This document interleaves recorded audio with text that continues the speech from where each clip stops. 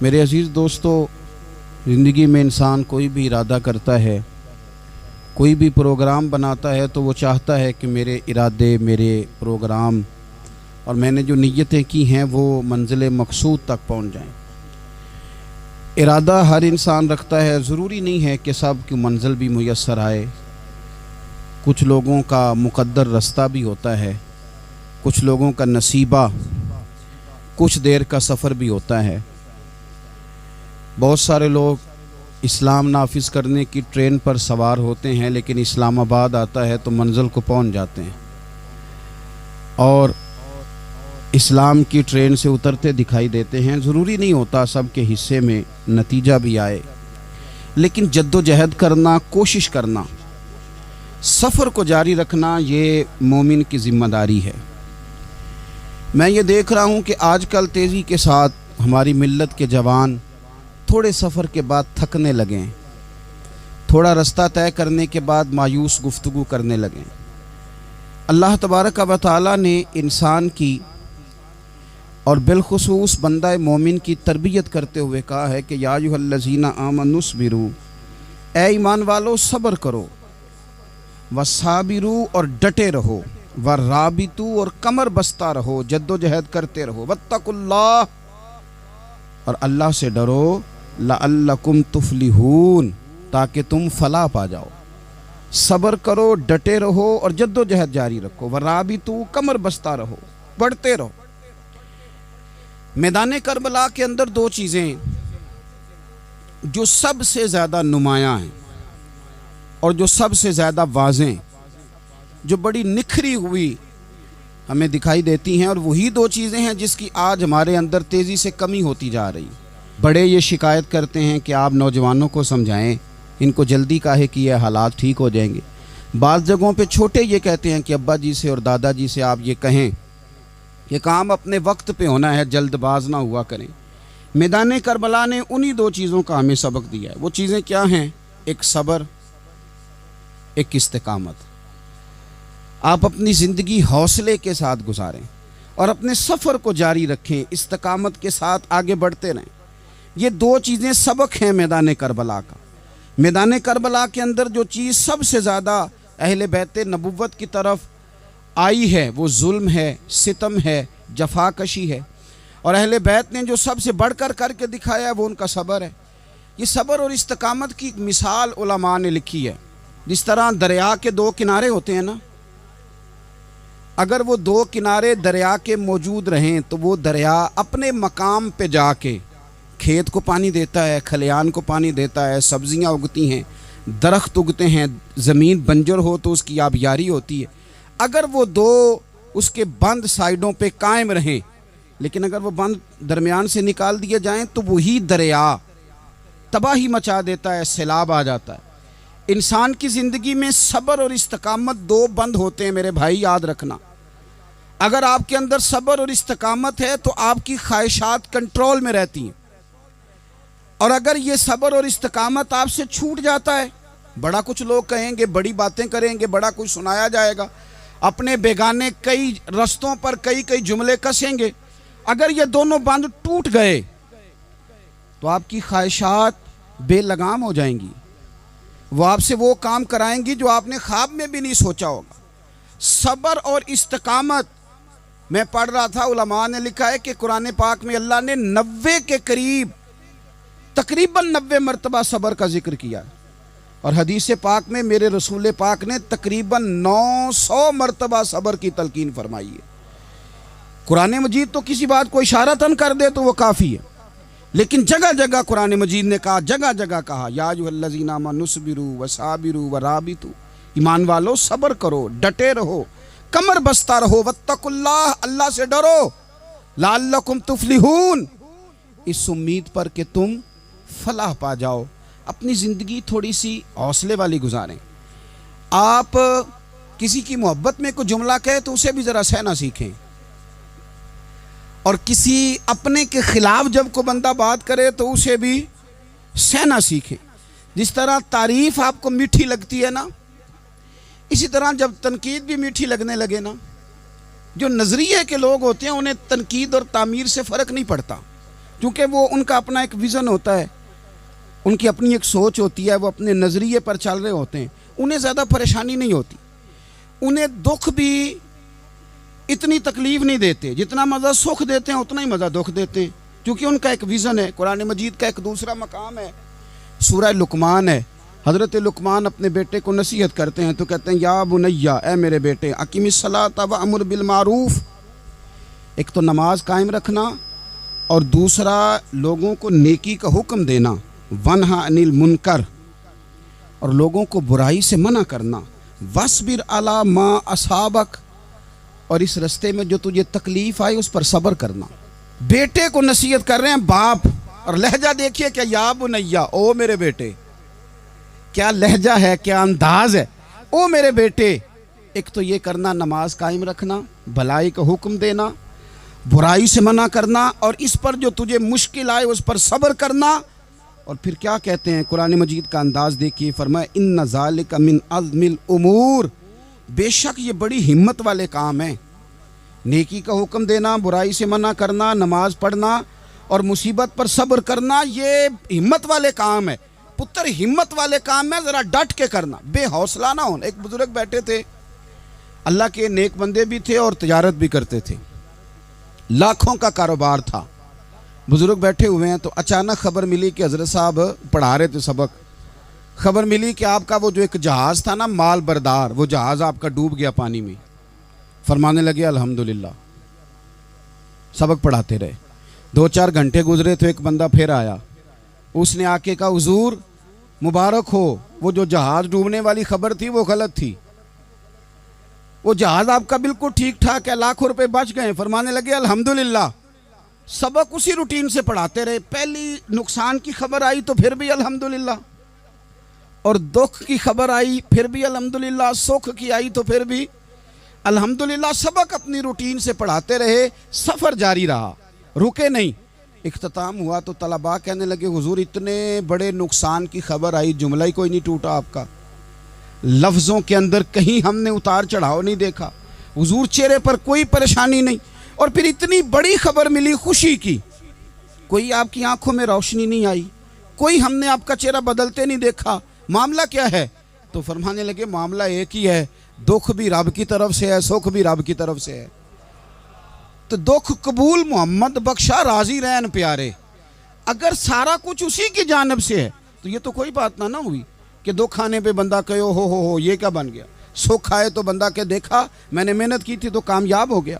امام علی مقام رضی اللہ تعالیٰ عنہ کی فکر کو سمجھ جاؤ، جب وہ مصطفیٰ کریم کے کندھوں پہ تھے پھر بھی الحمدللہ، اور جب ان کا سر نیزے کی نوک پہ تھا پھر بھی الحمدللہ۔ کسی مقام پر کسی جگہ بھی حسین ابن علی شکوہ کرتے نظر نہیں آتے، سیدنا امام علی مقام ہر مقام پہ کہتے ہیں الحمدللہ الحمدللہ الحمدللہ۔ جب تک وہ مسجد نبوی کے منبر پر جلوہ فراز تھے اور جب تک زمانہ ہاتھ باندھے ان کے سامنے کھڑا تھا پھر بھی الحمدللہ، اور جب ان کے بچوں کے ہاتھوں میں ظالموں نے زنجیریں ڈال دیں تو پھر بھی الحمدللہ، جب تک سورج چاند بھی سیدہ زینب کے گھر کے قریب سے گزرتے تھے تو ذرا تھوڑی نظر ہٹا کے گزرتے تھے، مالک پھر بھی الحمدللہ، اور جب شام کے بازار میں پردیسی بہن اپنے بھائی کا کٹا ہوا سر لے کے سفر کر رہی تھی تو پھر بھی الحمدللہ، مارو مارو نہ مینو مار مکاؤ، میں کوئی عذر نہ پیش لے آواں تے جے سونا ہی میرے دکھ وچ راضی، جے سونا ہی میرے دکھ وچ راضی تے پھر سکھ نو چلے ڈاواں۔ یہ الحمدللہ کا مزاج لاؤ، یہ روز جو گھر میں لڑائی کرنا، روز اختلاف رائے کی بات کرنا، روز کبھی کسی کی غیبت کرنا، کبھی کسی کی کرنا، کبھی کسی چوک میں بیٹھ کے شکوہ کرنا، کبھی کسی چوک میں بیٹھ کے شکوہ کرنا، کبھی کہنا کہ فلاں جگہ میں ناکام ہو گیا، فلاں کی وجہ سے ہو گیا، یہ کچھ شیوا ہے مسلمانی کا؟ مسلمان ہر حال میں اللہ کی تسبیح پڑھتا ہے، مسلمان ہر حال میں اپنے رب کو یاد کرتا ہے، وہ کہتا ہے بہار ہو کے خزاں لا الہ الا اللہ، خودی کا سر نہاں لا الہ الا اللہ، خودی کا تیغ فساں لا الہ الا اللہ۔ اور اگرچہ بت ہیں جماعت کی آستینوں میں، اگرچہ بت ہیں جماعت کی آستینوں میں، پر میری مجبوری ہے نا، مجھے ہے حکم اذاں، لا الہ الا اللہ، اپنی ڈیوٹی کرتا ہے وہ اپنے کام لگا رہتا ہے۔ آپ کبھی پلٹ کر میرے رسول پاک صلی اللہ تعالیٰ علیہ وسلم کی خوبصورت زندگی کو دیکھیں نا، خوبصورت زندگی کو۔ میں کیا کروں، ہمارے مزاجوں میں باتیں ایسی آتی جا رہی ہیں، ہم انتظار کرنے کو تیار ہی نہیں۔ ابھی محنت کیا تو شام کو رزلٹ آنا چاہیے۔ جو پوری 5 دن نماز پڑھ لیتا ہے وہ کہتا ہے ابھی میں ولی نہیں بنا، اتنے دن ہو گئے نماز پڑھتے۔ جو پورا 40 دن پراپر طریقے سے درود پاک پڑھ لیتا ہے وہ کہتا ہے دیکھو مجھے ابھی تک زیارت ہی نہیں ہوئی نبی پاک صلی اللہ علیہ وسلم۔ جو ابھی کل آیا ہے اور کل ابھی اس شخص نے آ کر کے شروع کیا ہے سلسلہ، تو کہتا اوہو میرا معرفت والوں میں نام کب آئے گا۔ وہ بھائی لوگوں کی زندگیاں گزر گئی، لوگوں کے احوال گزر گئے۔ میں بیٹھا تھا بزرگوں کی خدمت میں، تو ایک شخص نے آ کے کہا حضور میں آپ کے لیے سلام لایا ہوں فلاں عظیم ہستی کا۔ تو حضرت صاحب نے اس کو تھپکی دی، فرمانے لگے پتر میں انہیں جوگا نہیں، تینوں کوئی پلیکھا لگ گیا ہے، میں بدکار پرانا خادم، میں نہیں اس قابل یار، یہ تجھے غلطی لگ گئی ہے، مجھے تو اپنے اعمال کا پتہ ہے، میں موجود تھا اور صاحب علم و فضل بندے کے پاس تھا۔ کہنے لگے پتر میں نہیں اس قابل، مہربانی کرنا تو میرے لیے دعا کر، اللہ تعالیٰ میرے اوپر رحمت کر دے اور کوئی رستہ کھل جائے۔ اور سجنوں سنو، حضرت عمر فاروق جیسا بندہ میرے رسول پاک صلی اللہ علیہ وسلم کے غلاموں میں مولا علی شیر خدا کا مرتبہ کون جان سکتا ہے؟ حضرت علی کہا کرتے تھے میرا دل کرتا ہے اس طرح کے اعمال لے کے اللہ کی بارگاہ میں جاؤں جو اعمال سیدنا فاروق اعظم کے ہیں۔ اتنا صالح بندہ، اتنا پرہیزگار بندہ، لیکن حضرت عمر فاروق کے انتقال کا وقت آیا تو لوگ ان کی تعریفیں کرنے لگے، عمر کی بڑی بات ہے، عمر کی بڑی بات ہے۔ تو حضرت عمر رو پڑے، فرمانے لگے میرے لیے دعا کرو، مجھے درجہ کوئی بھی نہ ملے، بس میریاں نیکیاں اور بدیاں برابر برابر ہو جائیں، میں معاف کر دیا جاؤں، نیکی اور بدی برابر برابر ہو، چھوڑ دیا جاؤں۔ درجوں کا تو معاملہ بڑا آگے کا ہے، اتنی جلدی، اتنی سپیڈ، اتنی ہمیں جلد فٹافٹ ہو جائے، سویرے ہو جائے۔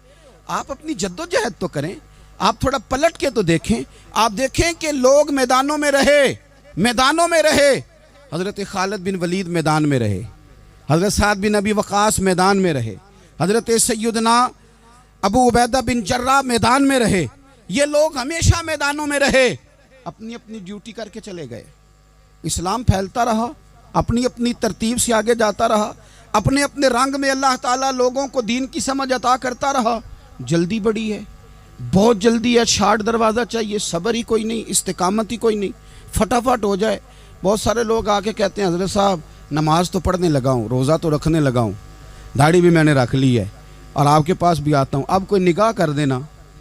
تو میں کہتا ہوں یہ جو نماز آپ نے شروع کی ہے یہ بغیر نگاہ کی ہو گئی ہے، یہ جو آپ آنا شروع ہو گئے ہیں تو اس کو آپ نگاہ نہیں سمجھتے، اور یہ بھی میری نگاہ نہیں، پریشان نہ ہو جائیے گا، یہ بھی اللہ رسول کی نگاہ ہی ہے۔ او خدا کے بندو، تھوڑا سا اپنی زندگی میں صبر اور استقامت کو لاؤ، تھوڑا رستے پہ چلنا سیکھو۔ اور میں آپ کو ایک بات عرض کروں، ہمارے صوفیاء نے ایک باریک نقطہ بھی بیان کیا، وہ کہتے ہیں یہ جو وصال ہے نا، وصال یہ تو اختتام ہے، ملاقات تو فنا ہے، جو مل گیا وہ تو گیا، جس کی ملاقات ہو گئی وہ تو گئے تھے نا جناب موسیٰ ملنے، پھر کیا ہوا تھا؟ جس کی ملاقات ہو گئی وہ تو گیا۔ اصل کام کیا ہے؟ اصل کام اس کے رستے میں رہنا ہے، اصل کام تو یہ ہے کہ تو اس رستے پہ ہے کہ نہیں جس رستے پہ تجھے کھڑا کیا تھا، ان راہوں کا تو مسافر ہے کہ نہیں، تو نقش قدم تلاش کر، نقش قدم۔ ایک شاعر سیرت نگار بھی تھے، سمجھ لیں انہوں نے سیرت نگاروں کو بھی دیکھا، عشاق کو بھی دیکھا، رسول اللہ کے غلاموں کو دین کی نوکری کرتے بھی دیکھا، 40 سال حدیثیں پڑھاتے بھی دیکھا، نبی پاک کے نام پہ گلی گلی نگر نگر جاتے آتے بھی دیکھا، حضور صلی اللہ علیہ وسلم کی باتیں کرتے دیکھا۔ تو کسی نے ان سے پوچھا حضور تک رسائی بھی ہوئی ہے؟ تو وہ سرکار کی بارگاہ میں مخاطب ہو کے کہنے لگے تیری معراج کہ تو جانے کہاں تک پہنچا۔ یا رسول اللہ معراج کی رات اب کہاں تک گئے کوئی پتہ نہیں، کہنے لگے وہ تیری معراج کہ تو جانے کہاں تک پہنچا، اور میری معراج کہ میں تیرے خاک قدم تک پہنچا۔ میرے لیے تو اتنا کافی ہے کہ محبوب وہ جو تیرے قدموں سے کبھی گرد لگتی تھی مدینے کی، اگر میں وہاں تک چلا جاؤں تو میری تو معراج ہو گئی، میرا تو معاملہ حل ہو گیا، میں یہاں تک آ گیا تو ختم ہو گئی بات۔ تھوڑا سفر کریں۔ ایک تو یہ دیکھیں آپ کہ آپ کتنے بھی بڑے ہیں، کتنے بھی عظیم ہیں، کتنے بھی لائق ہیں، کتنے بھی نیک ہیں، پھر بھی آزمائش زندگی کا حسن ہے۔ میں مسافر ہوں، کوئی زندگی کے 11-12 سال ہو گئے مجھے سڑکوں پہ وقت گزارتے، تو میں بہت سارے لوگوں سے میں نے بڑا کچھ سیکھا ہے۔ میری جو گاڑی چلانے والے لوگ ہیں ان سے بھی میں نے بڑا کچھ سیکھا ہے۔ ایک میرا دوست تھا تو میں نے اس سے کہا کہ میرا خیال ہے موٹر وے پہ آپ کو گاڑی چڑھا دی جائے تو آپ کے لیے آسان ہے، تو کہنے لگا پیر صاحب ہے موٹر وے اوکھی جے چلانی۔ میں نے کہا وہ کس طرح؟ وہ کہنے لگے کہ موٹر وے پہ نا گاڑی چونکہ نہ کوئی سپیڈ بریکر ہے، نہ موٹر وے پہ کوئی چنگچی والا آگے آتا ہے، نہ زیادہ رش ہوتا ہے، تو سیدھی سیدھی چلاتے رہتے ہیں تو نیند آنے لگ جاتی ہے۔ اگر بار بار آئے نا سپیڈ بریکر اور بار بار بریک لگے تو آنکھ ذرا کھلی رہتی ہے۔ تو مجھے مسئلہ سمجھ میں آ گیا۔ میں نے کہا اس کا مطلب یہ ہے، اس کا معنی یہ ہے کہ جن کی زندگی بالکل سکھوں میں گزرتی رہتی ہے نا، آرام پسند ہو جاتے ہیں۔ جن کی زندگی بالکل آسانیوں میں بیتی ہے وہ آرام پسند ہو جاتے ہیں۔ اور اگر کبھی کبھی سپیڈ بریکر بھی آئے، کبھی کوئی دکھ بھی دیکھنا پڑے، کبھی کوئی اپنوں بیگانوں کی بات بھی سننی پڑے، کبھی کوئی قریب آتا دور جاتا دکھائی بھی دے، کبھی کوئی بیماری تندرستی، یہ حالات بدلتے رہیں، دن تبدیل ہوتے رہیں، تو پھر لطف بڑا آتا ہے، پھر مزہ بڑا آتا ہے۔ وہ کسی نے کہا تھا لگا نا جدو میدان ازل دا تے لوکی چوراں وانگ سدھائے، کسی نے لوٹ لئی علم جوانی، کسی ہاسے چولی پائے، آزم ویک جہالت ساڈی اسی عشق خرید لے آئے۔ ویک نہ جہالت ساڈی اسی عشق خرید لے آئے۔ اور پھر کہنے لگے کسی دے سر دستار امامت اس علم پڑھاون سکھے ہے، تے کسی نے پہنے ہے فقر دا چوگا اس زہد کماون چکھے ہے۔ آزم ویخ نصیبہ ساڈا اسی یار مناون سکھے ہے۔ تم ویخ نصیبہ ساڈا اساں یار مناون سکھے ہے۔ میرے عزیز زندگی کے اندر دیکھو، کائنات میں سب سے زیادہ محبوبیت میرے رسول پاک کی ہے۔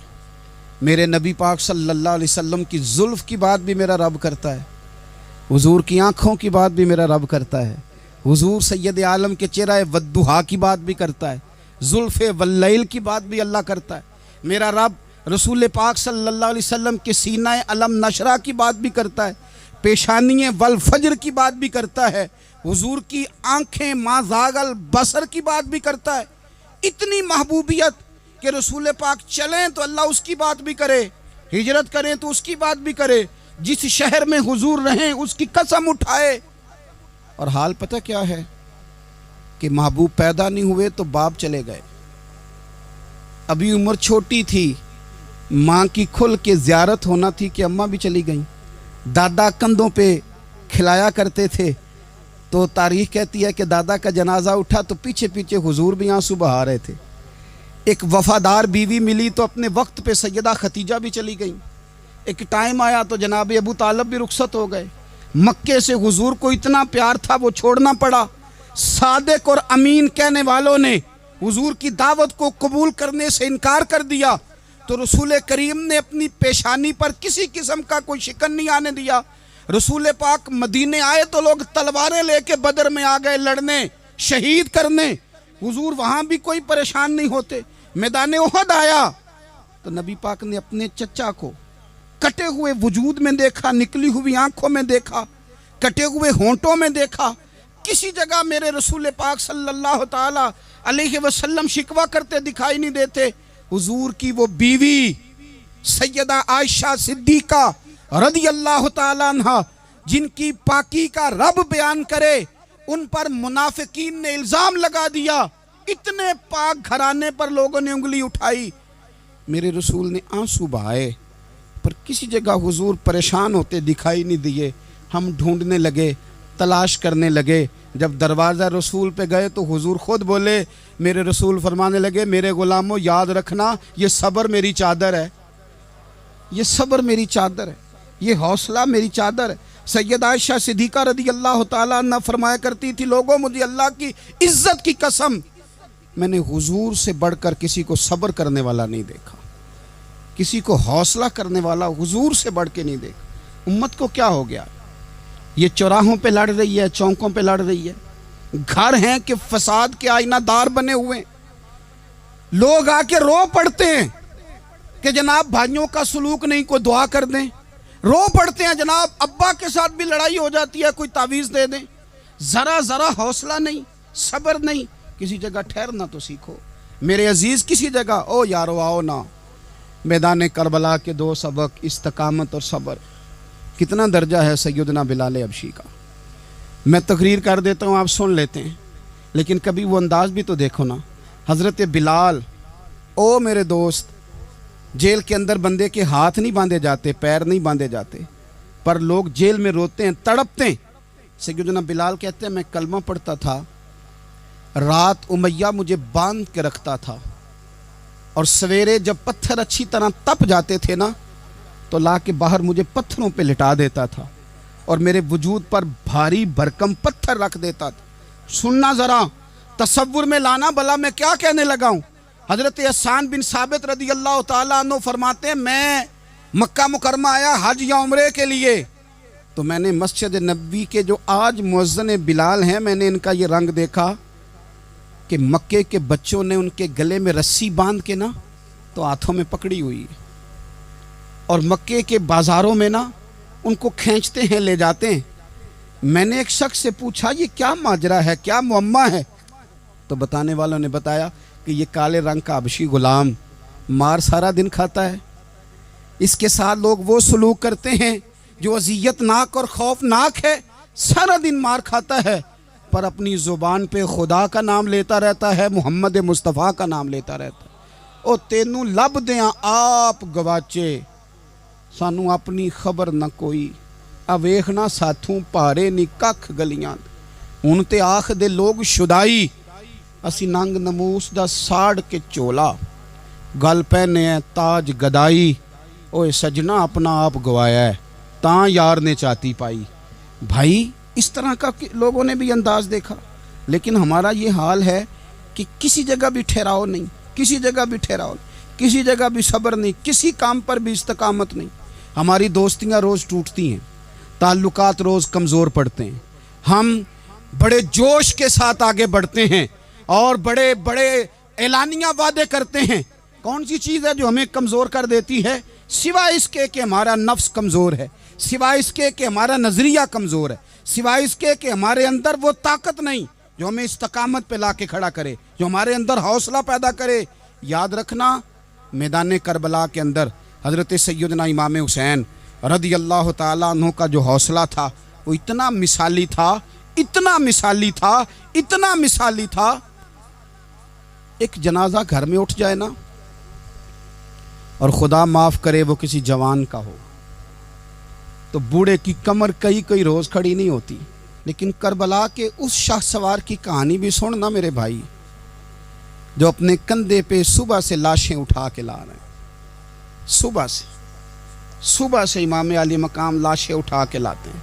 حضرت قاسم بن حسن کا لاشا اٹھا کے لا کے رکھا، حضرت علی اکبر شہید ہو گئے، آواز دی ابا جی سنبھالنا، تو لاش مبارک اٹھا کے رکھی، جناب علی اصغر کی لاش اٹھا کے رکھی۔ بھائی بڑے پیارے ہوتے ہیں، بڑے ہی پیارے ہوتے ہیں، نہ مانیں ہم اپنی اولادوں کے سامنے، پر بڑے پیارے ہوتے ہیں، جتنا مرضی شکوہ کریں۔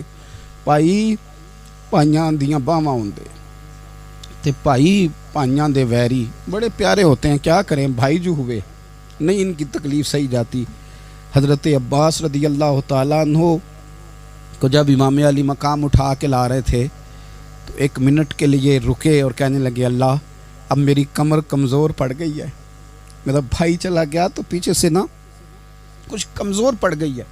اتنی ساری میتیں اٹھا کے لا کے، اتنا حوصلہ حسین ابن علی کا، پھر جا کے امام علی مقام گرم ریز سے تیمم کرتے ہیں، پھر وہ گھوڑے پہ بیٹھتے ہیں، پھر وہ رجز پڑھتے ہیں، پھر وہ خطبہ دیتے ہیں، پھر وہ حق کا اعلان کرتے ہیں، پھر وہ ظلم کو للکارتے ہیں، پھر وہ 56 سال کے بڑھاپے میں جب میدان میں گھوڑے کو ایڑی لگا کے آتے ہیں اور اس طرح کاٹتے ہیں یزیدیوں کی کمر کو، گلوں کو، کہ عمر بن سعد کہتا ہے اکیلے اکیلے نہ جاؤ، یہ کوئی معمولی ہے، یہ علی حیدر کا لال ہے، اکیلے اکیلے جاؤ گے تو لشکر کاٹ دے گا، یک بارگی حملہ کرو، یک بارگی، پھر ہو سکتا ہے حسین تمہارے قابو آئے۔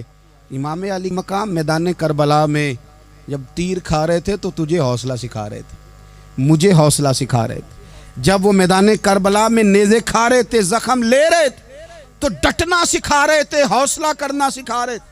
بات بات پہ کمزور پڑنے والوں، ملت کے جوانوں، ابھی تو تم نے بہت سارے اجالے لانے ہیں، ابھی تو کئی اندھیروں سے لڑنا ہے، ابھی تو کئی شمع جلانی ہے، ابھی تو بہت سارے گھر ہیں جو منتظر ہیں کہ تم انقلاب لاؤ گے، ابھی تو بہت ساری آبادیاں ہیں جہاں تم نے امن قائم کرنا ہے، ابھی تو بہت سارے شہر ہیں جہاں سے تم نے ظلم مٹانا ہے، ابھی تو بہت ساری جگہ ہیں جہاں تمہارے نام کے دیپ جلیں گے، جہاں تم جا کے اسلام کے نام کی تختی لگاؤ گے، ابھی تو بہت سارے مینارے ہیں جن پہ تم نے لا الہ الا اللہ محمد الرسول اللہ کے نام کا جھنڈا لگانا ہے، ابھی تو آگے بڑھنا ہے، ابھی تو بہت سارا کام کرنا باقی۔ اقبال کہنے لگے کہ وقت رخصت ہے کہاں، کام ابھی باقی ہے، اور لوگوں نور توحید کا اتمام ابھی باقی ہے۔ اور ایک شاعر اور بولے، وہ کہنے لگے مسلمانوں نہ گھبراؤ، خدا کی شان باقی ہے، ابھی اسلام زندہ ہے، ابھی قرآن باقی ہے۔ کافر کیا سمجھتے ہیں جو ہم سے روز الجھتے ہیں، ابھی تو کربلا کا آخری میدان باقی ہے، ابھی تو بڑھنا ہے، آگے سفر کرنا ہے۔ کمزور نہ پڑیں، اپنی زندگی کے اندر کسی جگہ بھی بیماری بھی آ جاتی ہے، تکلیف بھی آ جاتی ہے، آزمائشیں بھی آ جاتی، غریبی بھی آ جاتی، یہ آنے والی چیزیں ہیں تو آ جاتی۔ اپنی زندگی میں صرف 2 4 5 چیزوں کو لاگو کر لیں۔ ایک تو مخلص زندگی گزاریں، ریاکار زندگی نہ گزاریں۔ جو لوگ ریاکار ہوتے ہیں وہ بزدل ہوتے ہیں، جو ریاکار ہوتے ہیں وہ دکاندار ہوتے ہیں، جو ریاکار ہوتے ہیں وہ اداکار ہوتے ہیں، جو ریاکار ہوتے ہیں ان کے پاس ایک کریکٹر رہ جاتا ہے، اندر ان کے کچھ بھی نہیں ہوتا، خالی ہو جاتا ہے سارا۔ زندگی میں مخلص بنیں گے تو دلیر ہو جائیں گے، اخلاص کے ساتھ آپ زندگی میں سفر کریں، آپ مخلص ہو جائیں۔ میرے رسول پاک صلی اللہ علیہ وسلم نے فرمایا مخلص ہو جاؤ، اللہ کے رضا والے ہو جاؤ، مخلص ہو جاؤ، تمہارا تھوڑا عمل بھی تمہارے لیے زیادہ ہو جائے گا، تمہیں کفایت کر جائے گا تھوڑا عمل۔ اللہ کے علاوہ کسی سے ڈرنا چھوڑ دیں، غیر کا خوف دل سے نکال دیں، خوف نکال دیں، اپنی زندگی میں غیر کا خوف نکال دیں، نکال پھینکیں آپ امیروں کا خوف، نکال پھینکیں دنیا کیا کہے گی۔ یاد رکھنا عزتیں بھی رب دیتا ہے، ذلتیں بھی اس کی مشیت کا تقاضا ہوتی ہیں، رزق کا مالک بھی اللہ ہے۔ حضرت مولا علی سے کسی نے کہا کہ آپ اپنے ساتھ ہارس کیوں نہیں رکھتے، گن مین کیوں نہیں رکھتے، باڈی گارڈ کیوں نہیں رکھتے؟ تو حضرت علی فرمانے لگے موت سب سے بڑی محافظ ہے، وقت سے پہلے آتی نہیں، آ سکتی نہیں۔ آپ غیر کا خوف نکال باہر پھینکیں۔ ایک جملہ میدان کربلا میں امام حسین نے کہا تھا، ایک جملہ، اور وہ جملہ اتنا طاقتور ہے کہ اگر سونے کے پانی سے لکھا جائے، ہیروں سے تولا جائے تو یہ ساری چیزیں کمزور پڑ جائیں۔ امام علی مقام میدان کربلا میں جب گھوڑے پہ سوار ہوئے، اللہ اکبر کہہ کے میدان میں آئے، اور آپ نے یزیدیوں سے کہا کہ تم ظالم ہو، جابر ہو، فاسق ہو، اطاعت تمہاری نہیں قبول کی جائے گی، اب بتاؤ لڑنا ہے کہ کیا کرنا ہے۔ جب وہ لڑنے کے لیے میدان میں آئے تو امام نے ایک جملہ کہا، فرمانے لگے لوگوں گواہ رہنا، آج میں نے عزتیں خرید لی ہیں اور ذلتیں دور کر دی ہیں۔ عزت ہے ہمارے پاس، عزت، ذلت دور ہو گئی۔ اگر اس کے ظلم سے چھپ کے بیٹھ جاتے، اگر ان تلواروں کے سامنے کمزور پڑ جاتے، اگر اس بڑے لشکر کو پیٹھ دکھا دیتے تو یہ عزت والا معاملہ، لوگوں ہم نے عزتوں کا سودا کیا، ہم نے ذلتیں بھگا دی، ہم نے وہی سودا کیا جو ہمارے اجداد کا طریقہ تھا، جو ہمارے اسلاف کا طریقہ تھا، جو طریقہ ہم نے علی المرتضیٰ سے سیکھا تھا اور نبی مصطفیٰ سے سیکھا تھا، وہ طریقہ ہم نے کر دکھایا۔ اللہ کے غیر کا خوف نکال پھینکے زندگی۔ اور تیسری بات، ہدف مقرر کریں، ہدف مقرر کریں۔ آپ کیا ہیں؟ آپ دین کے دائی ہیں، آپ دین کے مبلغ ہیں، آپ دین کو مالی سپورٹ کرنے والے ہیں، آپ اخلاقی سپورٹ کرنے والے ہیں، آپ ایک تاجر ہیں، آپ کس طرح کر کے میدان میں ہیں، آپ ایک ویلفیئر شخصیت ہیں، لوگوں کا بھلا کرنے والے، آپ کیا ہیں؟ اپنی زندگی میں اپنے اہداف مقرر کریں، بے معنی بے مقصد زندگی نہ گزاریں۔ ہم نے ہدف بڑا چھوٹا مقرر کیا ہے۔ ایک بندے کا ہدف ہے کہ میں نے کروڑ پتی بننا ہے، بن گیا وہ کروڑ پتی، اب کیا کرے؟ اب وہ ٹینشن میں ہے، کیا کروں؟ ہدف چھوٹا تھا نا، وہ پورا ہو گیا۔ ایک بندے کا ہدف تھا میں نے بڑی دکان خریدنی ہے، خرید لی، اب کیا کرے؟ اب ٹینشن میں ہے، آگے کدھر جائے؟ ایک بندے کا ہدف تھا میں نے وزیر بننا، بن گیا۔ یہ چھوٹا ہدف ہے، یہ ہدف کبھی بھی آپ قبول نہ کریں۔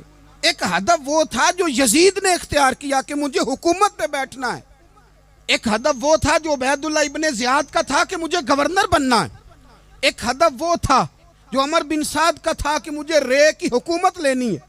یہ ان لوگوں کے ہدف تھے، اور ایک ہدف حسین ابن علی کا تھا، امام علی مقام کا تھا کہ مجھے جبر کے سامنے ڈٹنا ہے، ظلم کے سامنے ڈٹنا ہے۔ امام علی مقام کا خون تو بہہ گیا، کربلا کی زمین تو رنگین ہو گئی، نہ عبید اللہ ابن زیاد کی گورنری بچی، نہ شمر کو حکومت ملی، نہ یزید کچھ کما سکا، نہ زیاد کا وہ ظلم رہا، نہ یزید کی وہ جفا رہی۔ جو رہا تو نام حسین کا، جو رہا تو نام حسین کا، جسے زندہ رکھتی ہے کربلا، جو رہا تو نام حسین کا۔ چھوٹے اہداف نہ مقرر کرو۔ یہ کیا بات ہوئی؟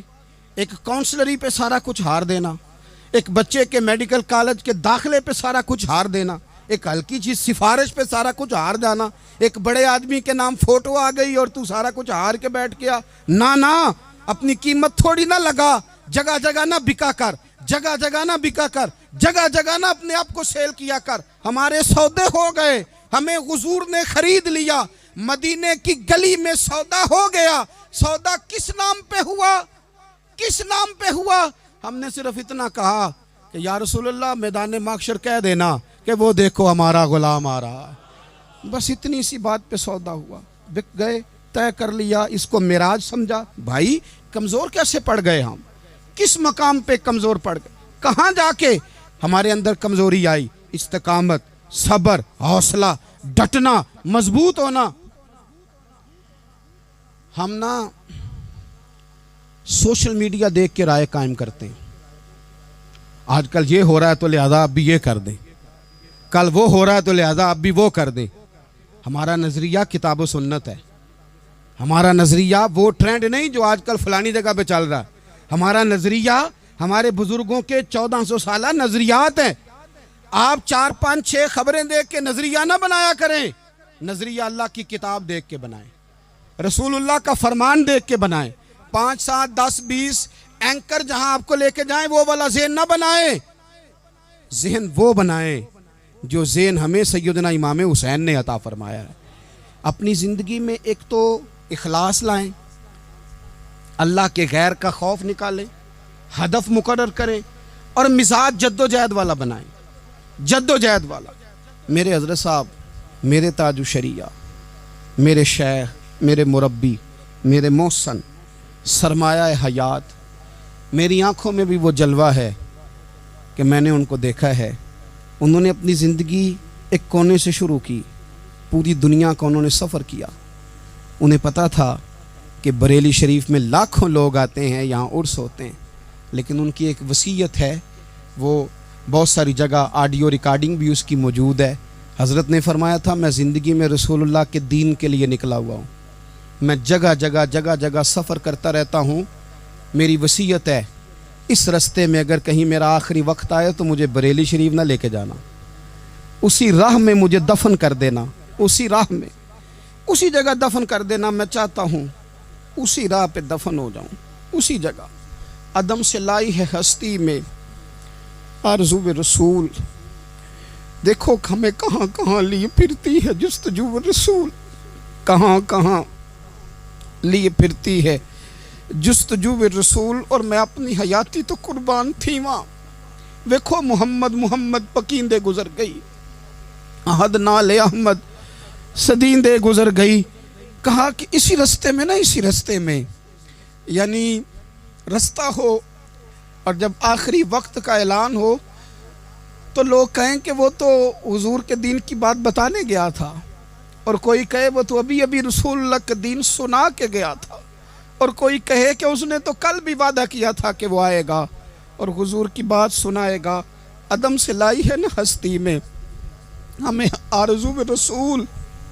لوگوں دیکھو نا ہمیں کہاں کہاں لیے پھرتی ہے جستجو رسول، پھر عجب ہی نظارہ ہو میدان حشر میں بے دم کہ سب ہوں پیش خدا، اور میں روبرو رسول۔ اپنی زندگی میں اہداف مقرر کریں لوگوں۔ ہم نے اپنے بچوں کو، اولادوں کو، قبیلوں کو، بستیوں کو، برادریوں کو بڑا کچھ دیا ہے۔ آؤ نہ آج ہم اللہ کے حضور کچھ ارادے کریں کہ ہم اپنے دین کو بھی کچھ دیں گے، ہم اپنے مذہب کے لیے بھی کچھ کریں گے۔ آپ یقین کریں کالج مضبوط ہو گئے، مدارس کمزور ہو گئے۔ آپ یقین کریں کھیل کے اڈے آباد ہو گئے۔ خدا را اپنے دین کے لیے بھی سوچنا سیکھیں، اپنی اسلامی اقدار کے لیے بھی سوچنا سیکھیں، دین کی سربلندی کے لیے بھی سوچنا سیکھیں۔ میری زندگی کا مقصد تیرے دین کی سرفرازی، میں اسی لیے مسلمان، میں اسی لیے نمازی۔ حضرت عمر فاروق رضی اللہ تعالیٰ عنہ نا ہاتھ کے اندر تلوار لے کے دین کی پہرے داری کو نکلتے تھے۔ امام حسین نے تلوار لی، میدان میں دین کی پہرے داری کو نکلے، دین کی اقدار بچائی ہیں امام حسین۔ کسی شاعر نے کہا تھا دین نبی دا وانگ یتیماں رووے تے کرلاوے، آکھے او لوکو میں کتھوں لباں عمر بہادر جیڑا مینوں سینے لاوے۔ امام حسین نے اقدار بچائے دین کے۔ فرمایا فاسق، فاجر، ظالم، شرابی یہ مسلمانوں کے حکمران ہو سکتے؟ تو جو اقدار امام علی مقام بچانے نکلے ساری اولاد سمیت، ان کو بچانے کے لیے میں اور آپ کیا اقدامات کر رہے ہیں؟ ہم کیا کر رہے ہیں؟ ہمارے ملک کے اندر آہستہ آہستہ آپ غور کر لیں، زنا بالجبر کہاں چلا گیا، معاذ اللہ عام زنا کے حالات کتنے خوفناک ہیں، زیادتیوں کی شرح کتنی بڑھ گئی ہے۔ آپ دیکھیں روز وہ خبریں، وہ چیزیں سنی نہیں جاتی۔ معصوم بچیاں، جنسی درندگی کے جو حوال ہیں، ابھی بھی لوگوں کو انتظار ہے کہ انہوں نے حسینی کب بننا ہے، فکر حسینی کے پاسبان بنے۔ یہی تو وقت ہے جب امام علی مقام آپ کو پکار رہے ہیں۔ اپنے اپنے چکر میں الجھ کر اقبال کہتے ہیں ہر کوئی مست مئے ذوق تنے آسانی ہے، حیدری فقر نے دولت عثمانی ہے، تم کو اسلاف سے کیا نسبت روحانی ہے، وہ معزز تھے زمانے میں مسلمان ہو کر، اور ہم خار ہوئے تار کے قرآن ہو کر۔